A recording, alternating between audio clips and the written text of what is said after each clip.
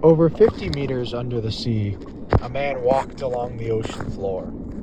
Sunlight rippled from above, distorted by the waves. The lone diver wore a heavy suit with a scuba helmet made of copper. He dragged his heavy boots across the sandy terrain, already struggling to pull his own weight. For a moment, he stopped and took notice of the vague imprints in the sand. He could make out the shape of a footprint, not too dissimilar from his own. The diver was jolted by a sudden tug on his air tank, but upon turning around, he saw nothing noteworthy. He then continued his journey, trying to ignore the looming feeling of unease. If he wasn't fast enough, he'd be at a greater risk of running out of oxygen before reaching the laboratory. The diver had been tasked with investigating the facility, as they had lost all contact with it a few days prior. His assumption was that they suffered an outage, possibly caused by a damaged cable they haven't been able to repair yet. Regardless of the case, he had to re-establish contact and see what the issue was. The diver's heart skipped a beat when he came to the edge of a ravine. It wasn't on the path before, which meant that it had to have formed during the recent earthquake. Thankfully, there was still a small section of terrain left, giving him just enough space to cross the gap. The natural bridge had a steep dip to it, forcing him to walk semi-unbalanced. Just as he took his second step, a patch of gravel came loose, sending him falling back and nearly floating off the edge. As the diver's head was turned upward, a dark figure swam over the glass porthole of his helmet. After he managed to reorient himself, he looked around, trying to spot whatever had passed over him, except there was nothing. It was as if he was the only creature on the sea floor. Despite uneasiness overwhelming him, the diver had to continue. As he made it past the ravine, he spotted the entrance of a cove which was said to be a shortcut to the laboratory. Upon stepping into the cavern, a cold sensation passed over him. He wasn't sure if it was just a change of temperature or his own wits were beginning to wear. Although the cove was rather dark, his path was still lit by sunbeams which shone through small holes in the rocky ceiling. As he neared the halfway point of the tunnel, his line of sight suddenly faded as the light diminished. The diver froze in place, his eyes making contact with another creature. Many other creatures. Every gap in the cave roof had been occupied by the head of a fang-toothed moray eel, all of which stared at him. They all swam in place, making no effort to approach him. Instead, they just stared at him. Even as he continued walking, those unblinking eyes followed his every move, watching intently. After what felt like an eternity, the diver saw the end of the cove, but his heart sank as he made eye contact with another eel. This one, however, appeared to be a zebra moray, colored black and white, and was swimming directly towards him. He raised his arms in defense, but stumbled back as the creature merely swam past him, going the direction he just came from. At a second glance upward, he noticed that the fang-toothed eels had vanished, no longer blocking the light from the holes in the ceiling. With little hesitation, he quickly made for the cave's exit, finally reaching the outside. The diver breathed a sigh of relief once he caught sight of the laboratory in the distance. Although he'd have to descend further to reach the destination. With a forceful push on the ground, he leapt over the cliff's edge and floated downward, safely landing back on the sea floor. However, his breath hitched as he began to sink into the ground. The diver tried pulling his boots out, only to sink further down. It barely took a whole minute for him to be submerged up to his waist in the silty sand. The grains were strangely blackened and were so fine they almost felt like a thick liquid. He used his hands to try and pull himself out, clawing at the sandy terrain for some kind of leverage. Unexpectedly, his fingers brushed against something firm. The object felt smooth and cylindrical in shape, but most importantly, heavy. The diver tried and failed to free himself, pulling on the buried object. Out of desperation, he removed one of the 2 oxygen tanks from his back, undoing its seal before tossing it away in an attempt to reduce his own weight. Upon latching onto the submerged object this time, he was able to pull himself out of the silt pit.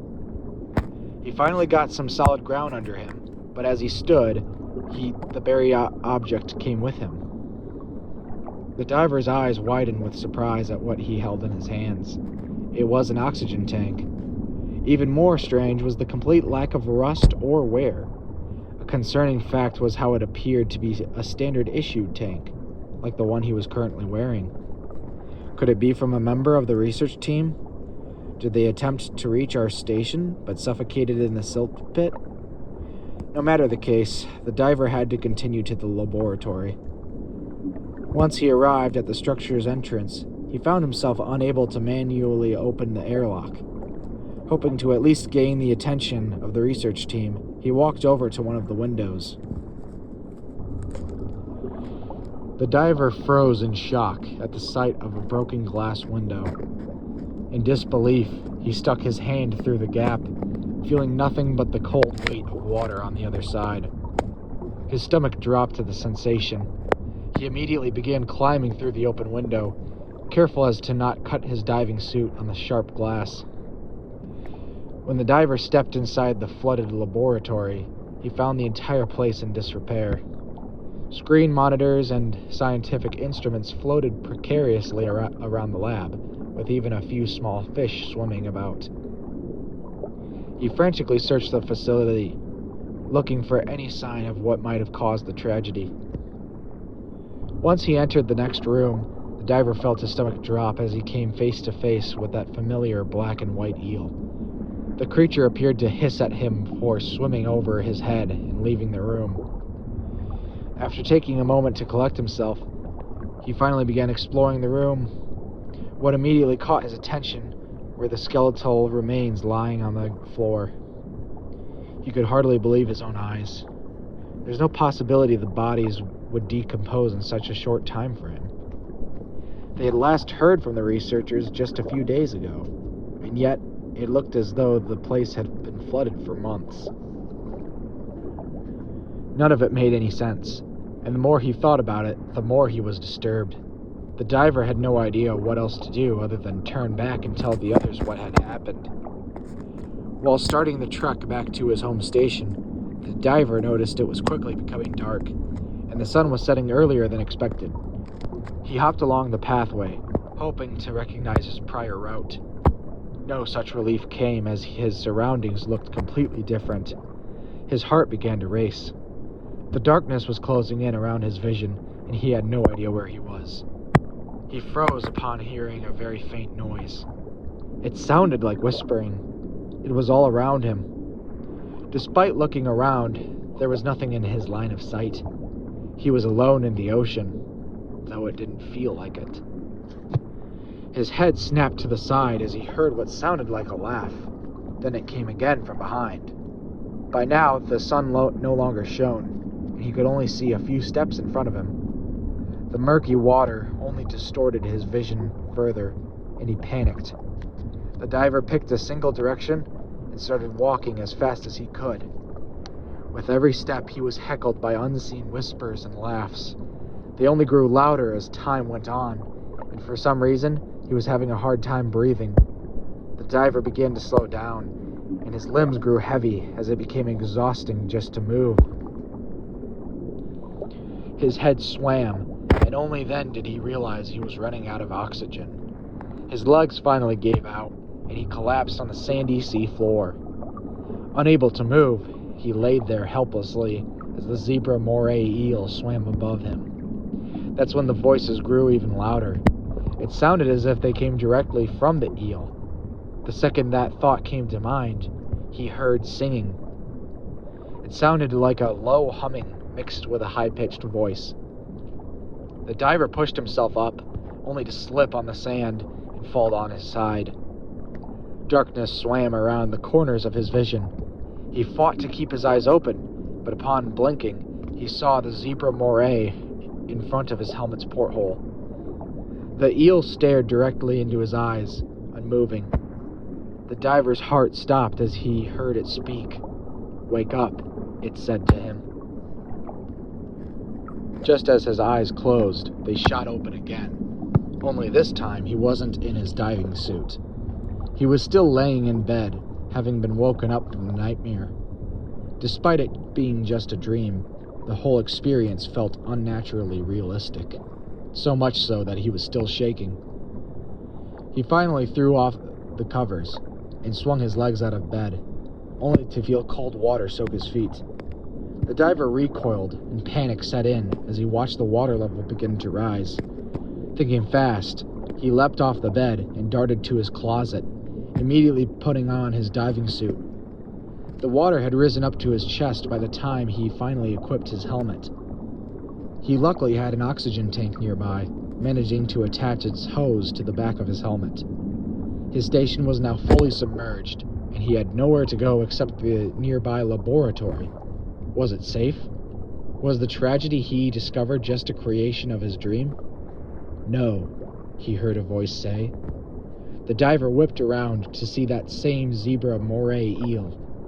It was slowly swimming circles around him. Its mouth opened and words came out. "Here we are again," it said. The diver told himself it wasn't real. It was just a symptom of oxygen deprivation. "No, it's not," the eel told him. He wasn't hearing it speak. "No, you're not," it agreed with him. "You're not crazy," it told him. "You just forgot what happened." His own thoughts were muddled by the voice, and he could hardly think straight. "It was us. We broke the glass at the laboratory. Do you remember now?" As the voice spoke, he was assailed by dozens of memories he didn't have. Yet, all of them felt real. The footprints, the oxygen tank, the decomposed corpses. It was not the first time he made that journey. Far from it, the eel chuckled darkly. It swam even closer to him, making smaller circles around the diver. "Let me ask you a question," it said. "How can you tell if you're not you? Everyone has a neighbor in their head, but few choose to listen to its whispers." The eel got extremely close to his helmet's porthole. "I'm different from most. I make them listen," it growled, its teeth growing unnaturally long. "And you have been a great listener." The diver had no time to react, as the eel put its jaw into the side of his suit, tearing it open and allowing water to flood inside. The diver could no longer breathe, and there was nothing he could do to fight back. His heart raced frantically as he felt the zebra moray swim inside his suit before coiling around his neck. The last thing he saw was its desolate eyes staring at him just an inch away from its face. "Don't worry," the eel whispered. "We'll be neighbors in your mind for a very long time."